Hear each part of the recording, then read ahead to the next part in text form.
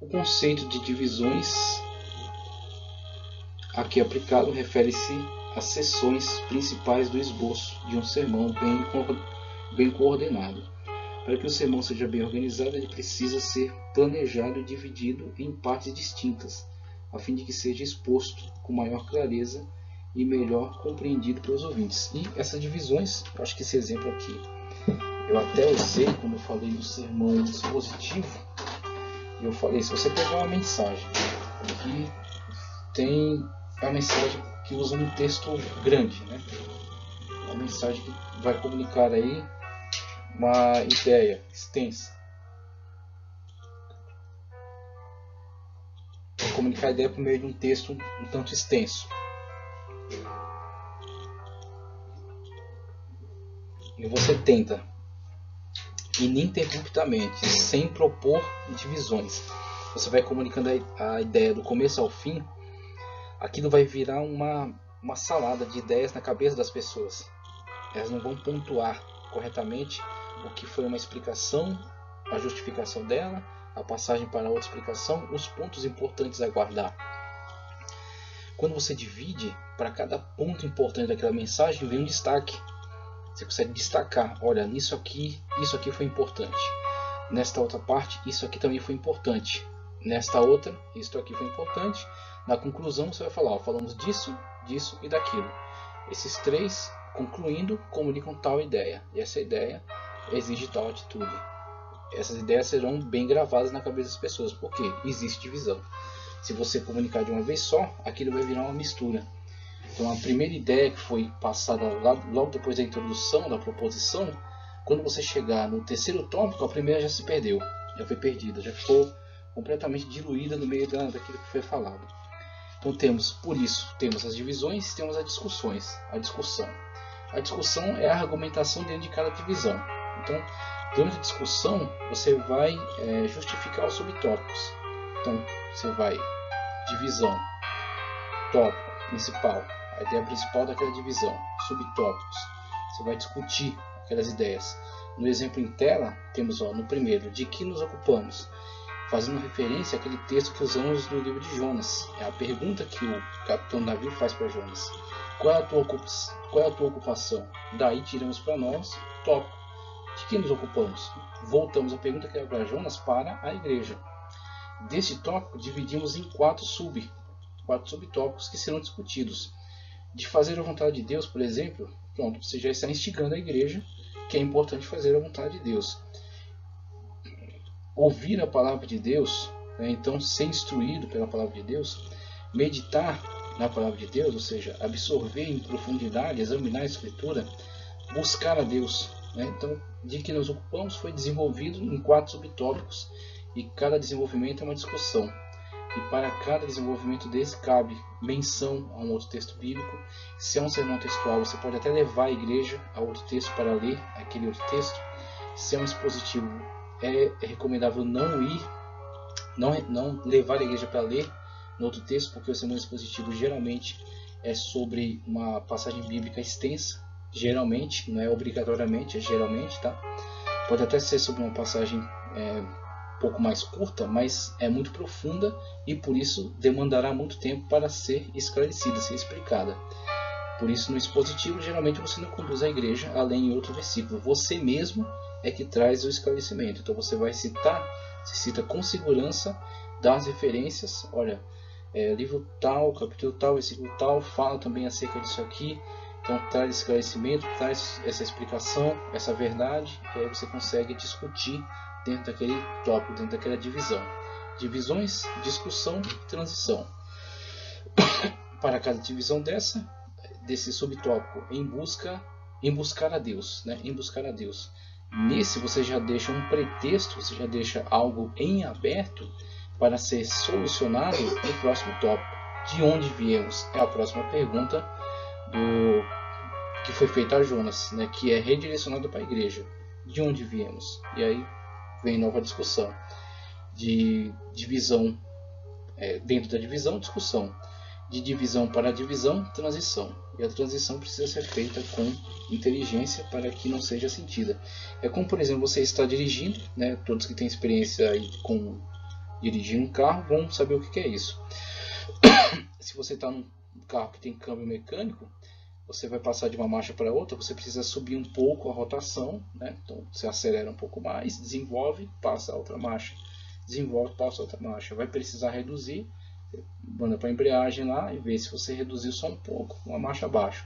Você vai quase parar o carro, você vai descer até a primeira marcha, se for necessário, para sair de novo com o carro. E por aí vai. Você vai analisando que marchas você precisa e o que você precisa fazer para alcançar outra, ganhar mais velocidade, diminuir. Você que vai fazer essa transição. Se é câmbio automático, você acelera e dependendo do carro você percebe mais ou menos, né? Tem carro que o câmbio não é muito bom, você percebe muito a transição. Tem carro que o câmbio é tão bom que você quase não percebe. Tem pregador que prega tão bem que quase nem se percebe a transição. A mensagem vai fluindo de uma forma maravilhosa, com uma musicalidade, né? Com uma harmonia.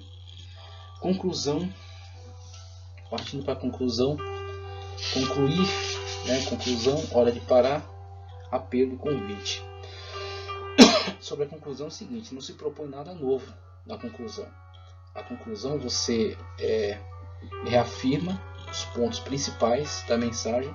É um momento onde você, por exemplo, pode perceber algum ponto que passou meio, como diz um pastor, bateu meio fofo.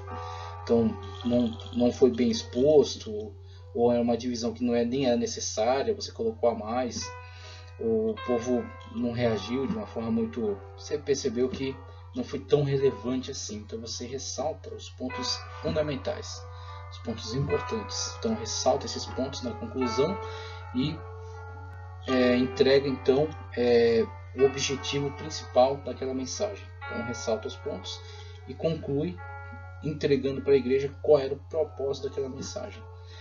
Temos que ser santos, temos que preservar a nossa santidade, temos que ter uma nova postura diante de Deus, temos que confiar no Senhor até o final, temos que nos consertar de acordo com a palavra de Deus e voltar ao primeiro amor. Por aí vai. A mensagem principal que foi desenvolvida, você traz uma pontuação sobre os desenvolvimentos e entrega então a mensagem principal, né, da conclusão, aquilo que eles vão levar no coração deles para casa. Então na conclusão diz aqui, na conclusão o pregador deve evitar enfraquecer as expressões finais com mais uma explicação subsequente. Não é hora de propor uma nova explicação. Repetir o tema e a disposição da pregação. Resumir as afirmações principais da mensagem, tá certo? Trazer uma análise e ilustração para exemplificar resumidamente.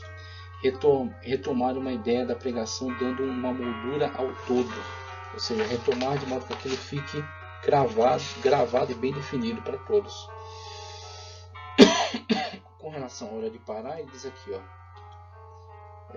todo pregador deve saber que nada agrada mais ouvinte do que o amém final. Então, dependendo, por mais que a mensagem seja boa, chega em determinado momento que as pessoas querem a sua conclusão. Então, o pregador tem que tomar cuidado para não ser prolixo. Tem o pastor Paulo dos Santos, ele dizia, tem pregador que é tão prolixo, que a sua mensagem vai pro lixo. Então, aproveitando essa questão do XO, né? Prolixo, é tão prolixo que a mensagem vai pro lixo, né? Tanto que falou exageradamente que as palavras nem são mais ouvidas, né? São simplesmente desperdiçadas, jogadas ao léu. Então, hora de parar, e fala acerca disso. Uma das grandes virtudes do pregador reside em saber parar no momento certo. Quanto a isso, Lutero foi categórico ao afirmar: um bom pregador deve saber parar. Mas há pregadores que desperdiçam tantas palavras e ficam perdidos a ponto de despertar a compaixão dos ouvintes. Isso é triste, isso é muito triste. Então, inclusive, nós usamos aqui na nossa igreja uma irmã que, quando os pregadores estão meio perdidos assim, ela começa a dizer: ajuda ele, Jesus. Quando ela diz isso, a gente fala: o pregador tem que fechar a Bíblia e ir para casa, orar mais e estudar mais. Agora, quando ela diz assim: fala mesmo, Deus, aí você sabe que o pregador está muito bem, a mensagem de fato está alcançando o seu objetivo. Apelo ou convite, tem que tomar cuidado para não fazer do apelo nem gracejos, nem palhaçada e nem terrorismo.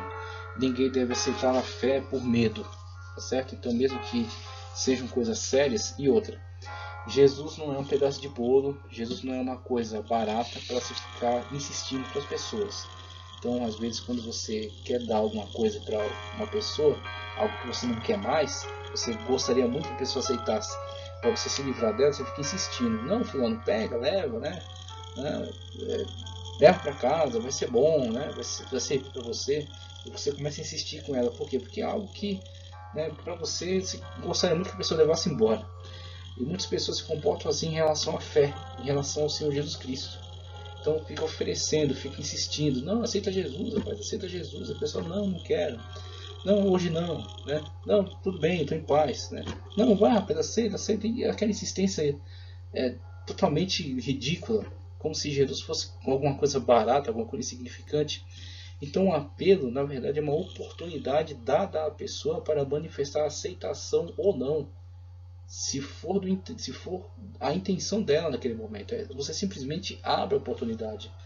Quem quer vir até a frente, demonstrar publicamente que aceitou a Cristo Jesus como seu único e suficiente Salvador. É uma oportunidade para ela. Se ela manifesta não querer demonstrar isso, ou muitas das vezes a pessoa ela é tímida, não quer demonstrar publicamente, mas a mensagem está no coração dela. A semente foi plantada e vai florescer. Se a terra for boa, se a terra for aberta para a palavra de Deus, vai brotar. Então por isso não se deve constranger as pessoas, não se deve fazer terrorismo, né, coagir as pessoas de modo algum. Deve-se simplesmente abrir a oportunidade. Se a pessoa não quiser, o pregador deve ficar tranquilo, porque o compromisso dele é entregar a palavra de Deus. Se ele entregou a palavra de Deus, seu papel foi, sua missão foi cumprida. Sua missão foi cumprida. Partimos aqui para o final, estamos no final. Temos aí um exemplo, tá certo? De uma estrutura de composição do esboço. Ele traz aqui um alerta, cuidado para não pregar mensagem repetida. Então uma coisa é você se inspirar. Uma coisa é você se inspirar. Eu gosto muito daquele pastor, a forma como ele prega me inspira. Então você vai aproveitar a estrutura básica da mensagem dele como inspiração para a sua. Mas você tem que buscar seu próprio estilo. Você tem que buscar a sua própria inspiração, né? Ser inspirado diretamente pelo Espírito Santo de Deus. Então ele traz essa sugestão aqui de estrutura geral para o sermão. Um título, como a gente já disse, isso se dá no final, por mais que esteja lá em cima, se dá no final. O texto que foi escolhido, geralmente o hábito aqui entre nós é compartilhar a leitura, e nós vimos a vantagem, né, de se compartilhar a leitura com a igreja. A introdução, que compõe aquelas fases, né, a discussão o aperitivo, né, que desperta o interesse, a discussão inicial sobre a introdução, a proposição, que apresenta a ideia principal da mensagem, que vai fazer com que a igreja então se oriente durante a pregação, buscando sempre que aquela mensagem seja entregue na sua inteireza, e todas as divisões, né, a proposição ao final da introdução, sentença interrogativa, que desperta curiosidade, sentença de transição, onde você parte aí para os tópicos e as discussões, primeira divisão, primeira subdivisão, discussão. Então você discute dentro dessa divisão, justifica. Segunda divisão, discussão, transição. Segunda divisão principal, primeira subdivisão, discussão, justificando essa subdivisão. Segunda subdivisão, discussão, transição, conclusão, onde você ressalta os pontos principais que foram apresentados na mensagem e comunica a ideia principal, aquilo que foi dado já na proposição, agora é apresentado de uma forma ampla, clara, justificada, de modo que a igreja possa guardar aquela mensagem, levar para casa e viver pautada por ela, né? Que possa ajudar a vida das pessoas. Uma mensagem bem pregada, bem entregue, muda vidas, certo? Muda vidas. E aqui, partindo para o final já da nossa aula de homilética, temos vantagens e desvantagens. Ele trata aqui de vantagens e desvantagens, duas de anotações. Então ele traz aqui o problema do mau uso das anotações, você não estudar o esboço, não estudar a anotação e ficar consultando-a durante a mensagem. Isso é péssimo. A anotação serve para você se organizar. Então você se organizou, está dentro da sua cabeça, então você está tranquilo em relação a ela, você abre sua Bíblia e coloca ela do lado. Não é para você se inclinar e ler, é simplesmente para você lançar um olhar sobre ela e se posicionar em relação ao que ponto você está na mensagem, para que você não deixe passar nada. É só para isso, para te orientar. Então você passa os olhos sobre ela, vê, estou em tal ponto, preciso desenvolver tal ponto, preciso apresentar tal ponto, até chegar na conclusão. Então é só para isso. Ela tem que estar dentro da sua cabeça, certo? Você tem que estar tranquilo em relação a ela. Então, passando para composição de esboço, conforme eu já mostrei, ética do pregador. Ele fala aqui sobre o perigo, né, de maus hábitos. Então ele fala aqui acerca de maus hábitos, a imitação. Maus hábitos é básico. O pregador deve se apresentar no púlpito com boa compostura, procurando sempre evitar maus hábitos. Alguns pregam com as mãos enfiadas nos bolsos, outros ficam o tempo todo olhando para o teto ou para a parede. Alguns ficam eretos o tempo inteiro sem se mover, como se fosse uma estátua. Ao ser convidado para orar após a mensagem de um determinado pregador, quase vomitei, porque tive que usar o microfone todo babado, que dava nojo só de olhar. Triste, né?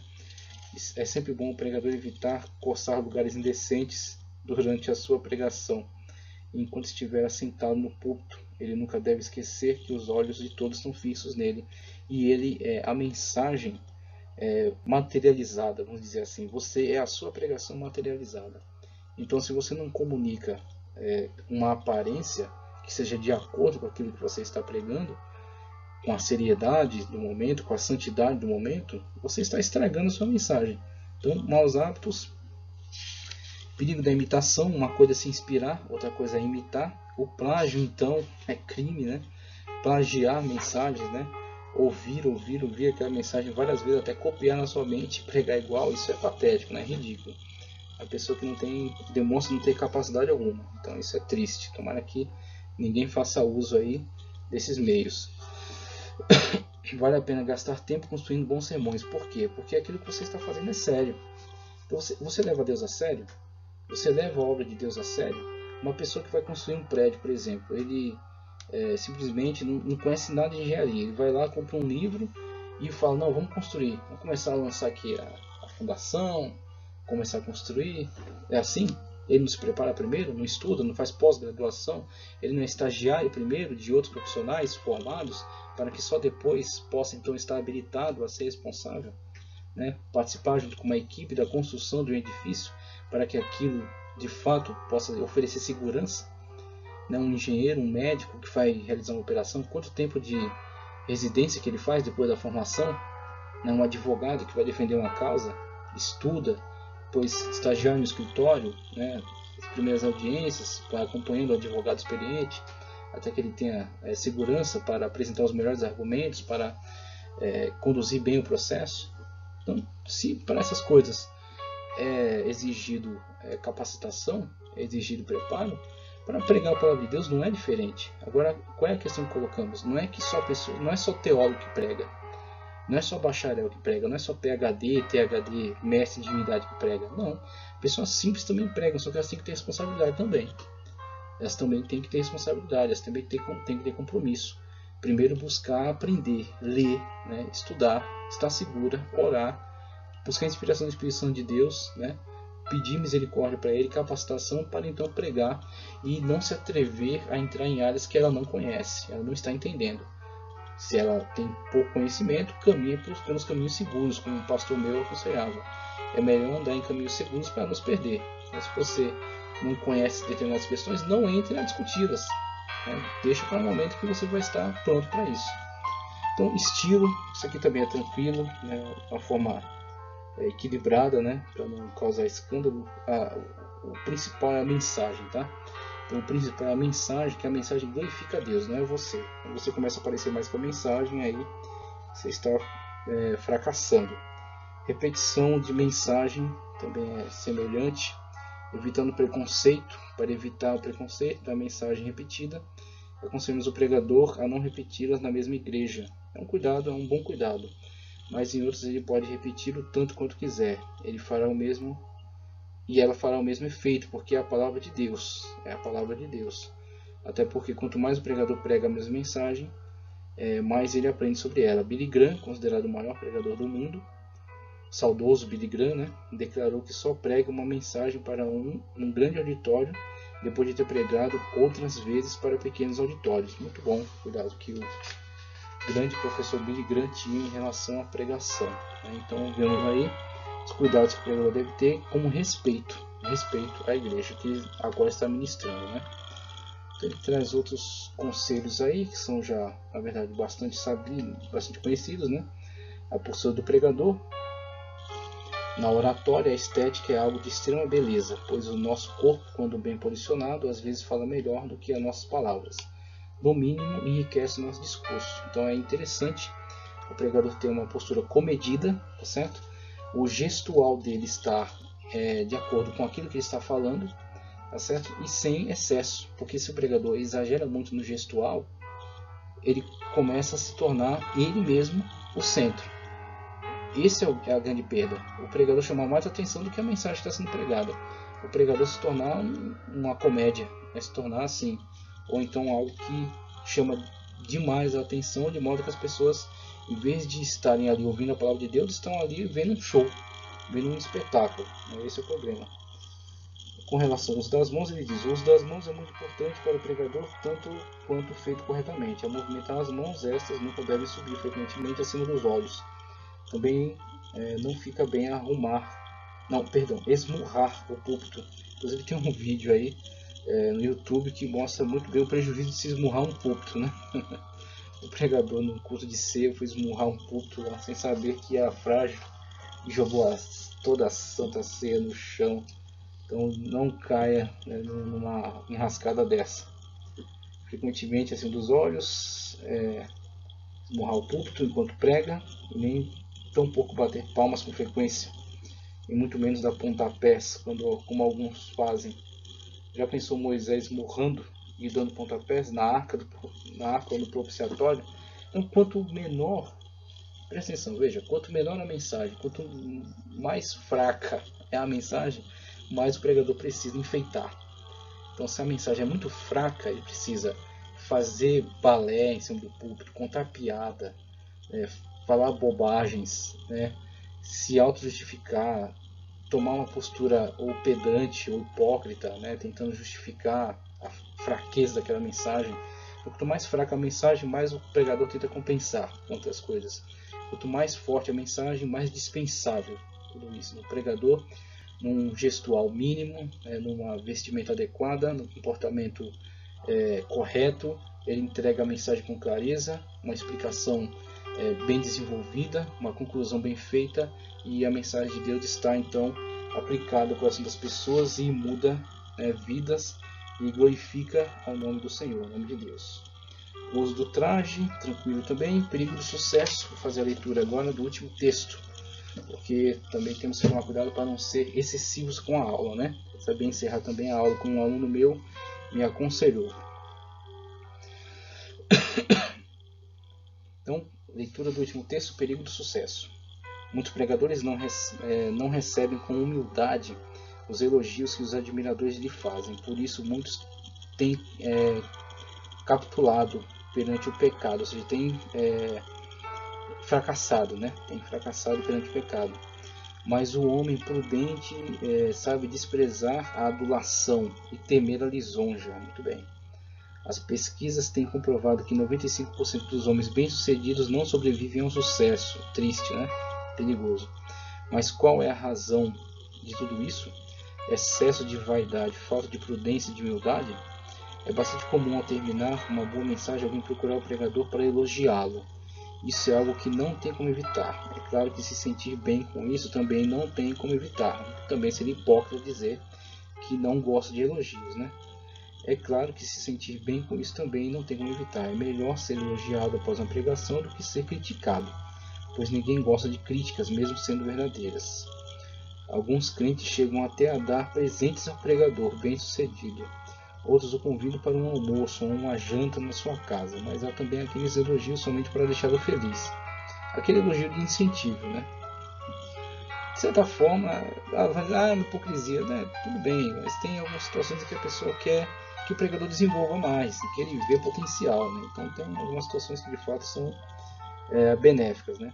O que o pregador não pode é deixar ser levado por essas coisas, chegando ao ponto de pensar que todo aquele elogio feito a ele seja verdadeiro ou que o seu sucesso dependeu unicamente da sua capacidade humana, pois nem sempre os elogios são verdadeiros, e mesmo que tenham sido, a eficácia da sua mensagem não dependeu unicamente dele, mas da graça de Deus. Muito bom, maravilhoso. O pregador que se sente exaltado com os elogios dos admiradores e até dos bajuladores também se sente humilhado com as críticas dos adversários e dos invejosos. Veja só o que é você sentimentalizar demais tudo isso, né? Você receber isso de um modo muito excessivo. O elogio vai te deixar nas nuvens, só que a crítica vai te lançar por terra, porque você recebe tudo de uma forma muito sentimentalizada.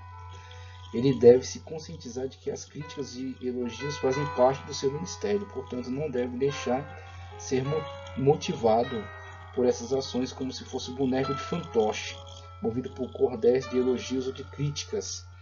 De uma coisa o pregador nunca deve se esquecer: o sucesso de sua pregação não reside puramente na sua capacidade humana, mas na graça de Deus. O pregador prudente e humilde não deixa o elogio do povo lhe subir a cabeça.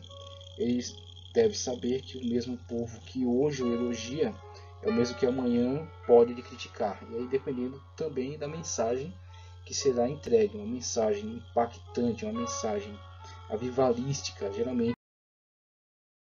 bem recebida. Agora, uma mensagem de exortação e que o pregador precisa usar de palavras que tragam uma certa provocação à igreja, uma atitude de mais santidade e correção, geralmente não será muito bem acatada, né? E o pregador às vezes tem que tomar cuidado para quando ele vai sair da igreja. Digo com sinceridade de coração, nunca terminei uma pregação 100% satisfeito. Sempre achei que poderia ter feito melhor. Isso tem me ajudado a não me deixar ser levado pelos elogios dos meus supostos admiradores.